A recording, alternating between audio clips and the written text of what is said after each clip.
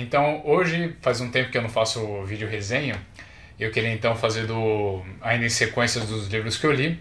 E o próximo que falta então é o Claraboia, do José Saramago. O Claraboia, ele é um romance que foi lançado, se eu não me engano, em 2011 ou 2012, ele faz pouco tempo.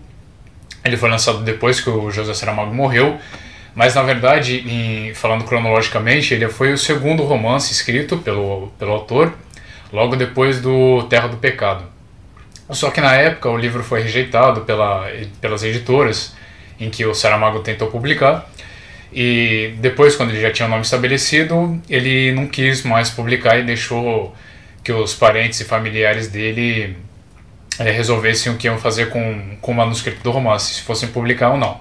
Bem, esse romance então, do que ele vai tratar? Ele vai falar de 6 famílias.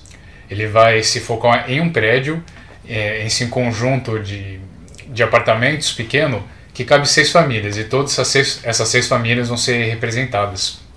É o desdobramento da vida deles que vai acontecendo que vai construir esse romance. É tudo muito dentro daquele prédio. As 6 famílias vão ser constituídas pela Lídia, que ela é na verdade uma mulher solteira, ela sustenta a mãe e tem um amante rico, que é o Sr. Moraes. Depois, em outro apartamento, é a Carmen, o Emílio e o Henrique. A Carmen e o Emílio são casados, a Carmen é uma estrangeira, o Emílio é um caixeiro viajante, e eles têm um filhinho que é o Henrique, que é pequeno.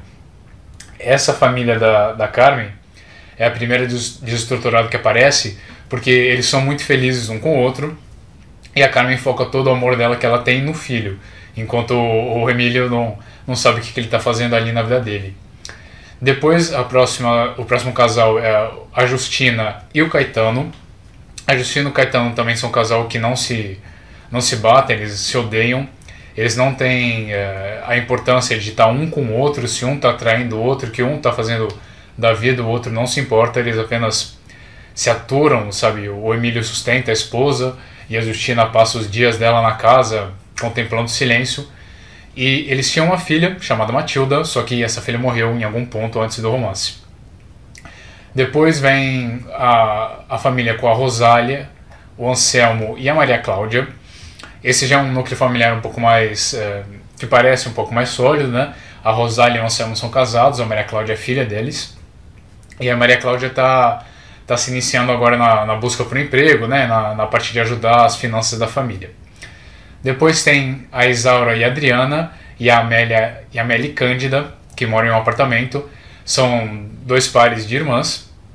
A Isaura e a Adriana são as 2 irmãs mais novas, que são filhas, eu não me lembro agora se é da Amélia ou da Cândida, e a Amélia e a Cândida são irmãs também. Elas todas trabalham dentro do apartamento, principalmente com costura, e com esses pequenos trabalhos. E elas têm uma vida pacata, né? Uma vida bem pequena do que acontece ali no núcleozinho familiar delas. E elas se percebem muito felizes, né? Elas gostam de se reunir em torno do rádio e ouvir música clássica. Tem um horário específico de música clássica que elas gostam de ouvir, um programa. E a vidinha delas vai girando até aí, até começar a virem elementos que vão meio que obrigar elas a se ver um pouco fora desse mundo da famíliazinha pequena e da vida pacata delas. Na Isaura, isso vai começar com a Isaura, principalmente porque ela é uma leitora ávida de romances. E ela vai cruzar com o romance no livro, que vai fazer ela sentir umas coisas diferentes, né? Ter uma percepção diferente da vida. Depois, a família que falta é a da Silvestre e da Mariana. O Silvestre e a Mariana são um casal, eles não têm filhos, já são um pouco mais velhos. O Silvestre é um sapateiro, e a Mariana não lembro agora, mas eu acho que ela cuida da casa, faz uns serviços também. E eles têm um quarto extra no apartamento que eles querem alugar. E eles alugam para um personagem que também vai ser muito importante, que é o Sr. Abel. No final das contas, eu acho que dá para considerar esse núcleo familiar o mais importante, porque é nele que acabam sendo voltadas todas as discussões do livro, entre o Silvestre e o Abel. Eles vão ter discussões muito sobre o que está acontecendo. Então, basicamente, o que é? As histórias elas vão sendo contadas dessa maneira. O Abel, que é esse inquilino que vai se instalar junto do Silvestre e da Mariana, ele é exatamente isso, ele é um inquilino na vida, ele é um tipo de andarilho. O Abel, ele diz que ele não quer se prender a nada na vida, ele não quer ter amarras, não quer se prender emocionalmente, não quer se prender geograficamente em algum lugar. Então ele está sempre se movendo, sempre se desprendendo de alguma coisa. Tem essa filosofia então do que ele está buscando na vida e fazendo contrapartida com todo o resto do prédio, que são famílias que estão buscando alguma coisa também, mas todas já se estabeleceram, todas estacionaram de alguma maneira. Todas elas criaram algum núcleo e estão ali e chegaram no prédio, né? Elas estão morando ali, paradas ali. Então tem sempre essa dualidade, né? Essa coisa entre os dois, como que vai ser encarado. Uma coisa bem filosofal, né? Com a vida do Abel, e uma coisa bem vida, família, coisa concreta em todas as outras famílias do prédio. Isso muito mais explícito nas conversas que ele tem com o senhorio dele, né? No caso, que é o Silvestre, que ele vai desenvolver uma amizade, ele vai desenvolver um relacionamento mais importante. Então, eu encarei o livro principalmente como uma busca, algo como um tratado sobre busca de vida, ou de uma razão para a vida, ou senão de felicidade mesmo.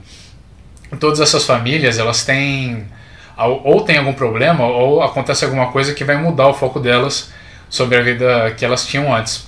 Na verdade, todos eles vão mudar o foco de vida, de alguma maneira.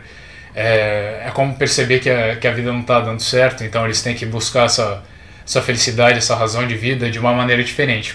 O Abel também é dessa maneira, ele busca a felicidade dele, só que em vez de procurar uma família, ele resolveu não procurar nada, não se estabelecer. Então cada núcleo familiar, eles vão tendo um problema, eles vão tendo determinado problema com a vida deles, isso vai sendo desenvolvido por capítulo, cada capítulo do livro ele vai se remeter a uma família, e depois disso, quando a gente fecha o ciclo e volta ali no Silvestre e no Abel, eles gostam de sentar e conversar. E o Silvestre vai relatando um pouco da vida dele, falando da experiência que ele tem na vida, comparando com a experiência que o Abel adquiriu na vida, com os livros que ele lê e com essa vida desprendida. E vai sempre dando um retorno, né, analisando o tipo de vida que eles vão levando. No geral, o livro tem uma visão, o Saramago tem uma visão meio pessimista, né, da vida, das relações, de em que ponto que a gente está na vida, se a gente consegue ou não achar esse tipo de coisa, achar essa felicidade na vida. E o livro vai servindo para, acho que, ter essa visão que ele tinha, pelo menos na época. Não sei de todos os livros dele, não sei de toda a visão mais ampla dele, mas dá para encarar isso, sabe? Dá para você se reconhecer um pouco em cada família, dá para você saber o que está acontecendo ali e que rumo talvez que deveria mudar na vida dessas pessoas para elas tentarem realmente buscar uma felicidade. É uma coisa que está funcionando, é uma coisa que não está funcionando, com a impressão que a gente tem disso. Não dá para falar muito mais ao fundo da vida de cada um deles sem querer dar spoiler, porque apesar de não ser um livro de grandes acontecimentos, né, de grandes pontos, não vai culminar num ponto de tensão e de repente se resolver de alguma maneira, mas é exatamente a vida cotidiana desses personagens que vai dar todo o sabor da narrativa, que vai tecer toda a narrativa. Então não dá para ficar falando muito sobre exatamente quais são os problemas de cada um deles, porque o prazer da leitura é exatamente isso, você descobrir o que está acontecendo ali. Então, falando um pouco mais sobre o livro em si, sobre a escrita do Saramago, a gente sabe que ele é muito diferente na hora de escrever, né? Ele é um cara de não se importar geralmente muito com parte da gramática, né? De onde ele coloca as falas dos personagens, principalmente, se eu não me engano, de vírgulas, de parágrafos. Ele não, geralmente a leitura dos livros dele não é muito usual nesse sentido. O outro livro dele que eu li, se eu não me engano, aliás, foi o único livro dele que eu li, é o Ensaio sobre a Cegueira.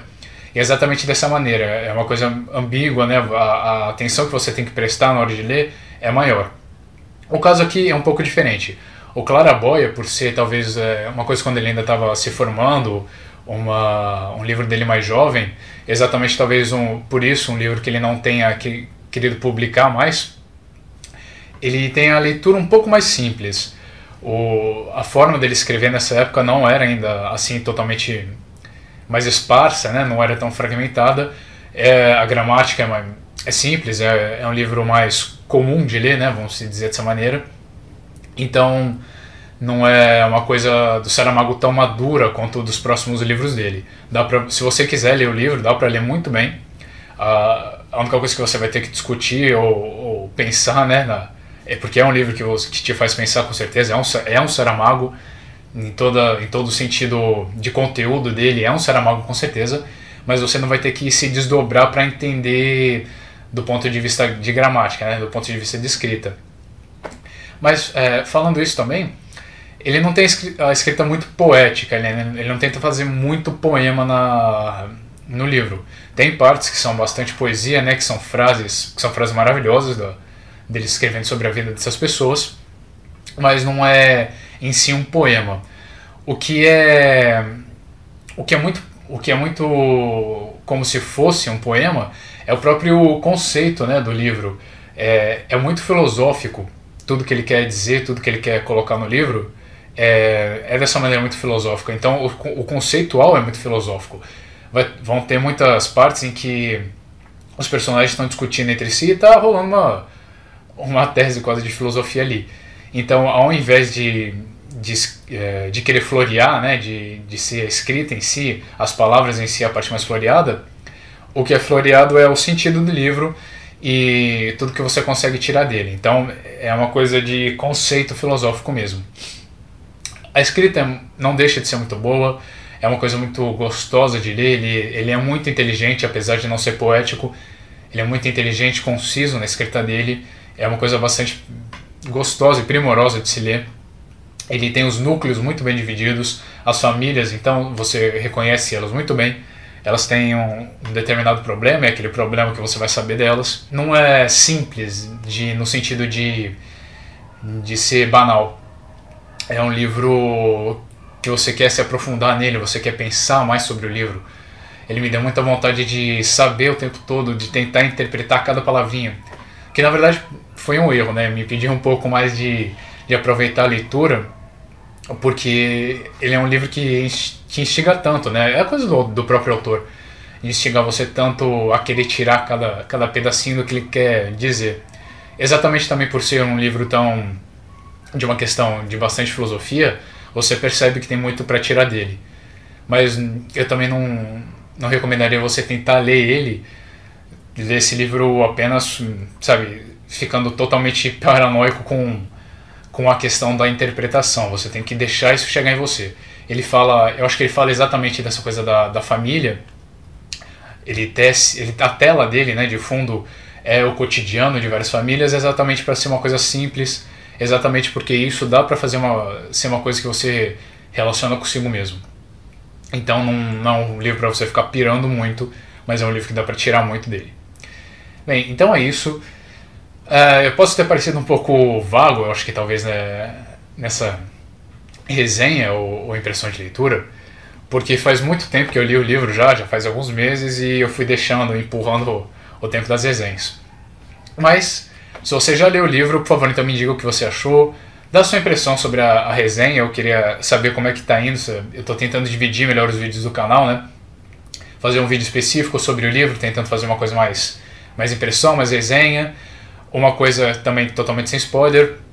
Mas se você não gosta de saber mais sobre os livros que você ainda tem vontade de ler, eu faço aquele anteriormente mafagafado, né? Que eu falo de todos os livros que eu li, mas sem ser muito específico sobre cada um deles. Depois eu tenho um blog. No blog eu vou tentar fazer um texto pegando uma parte específica sobre o que eu tirei dessa leitura. Então o texto que eu vou escrever para o blog, nesse caso do Claraboia, é exatamente sobre o conceito de busca, né? Como é que o que eu tirei do livro é isso, como é que a gente vai buscar a nossa vida. É uma coisa mais letárgica, a vida é estacionar, a vida é prosseguir. Me fez pensar muito nisso, então no blog eu vou atrás disso. E então, se você gostou do vídeo, clique em curtir ou coloca nos seus favoritos. Se você gostou e quer saber mais, se inscreve no canal para ver os próximos. Dá uma olhada nos vídeos antigos se você gostar também. E a gente fica até a próxima então. Até mais!